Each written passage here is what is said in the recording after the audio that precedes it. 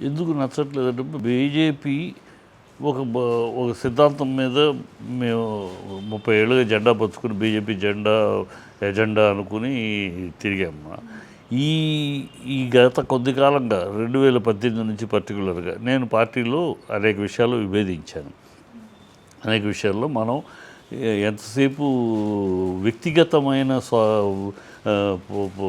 తప్పితే ప్రజల్ని ఆకర్షించడానికో ప్రజల్ని ఓట్లు ఆకర్షించడానికో మనం చేయట్లేదు.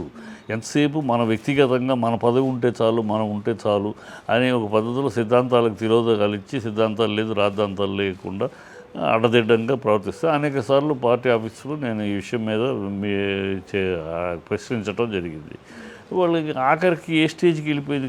నేను కాంగ్రెస్ని వ్యతిరేకిస్తాం మొదటి నుంచి నేను కాలేజ్ స్టూడెంట్గా ఉన్న రోజుల్లోనే కాంగ్రెస్ వ్యతిరేకించి ఇంటర్ కాలేజ్ స్టూడెంట్ సెక్రటరీగా పనిచేశాను.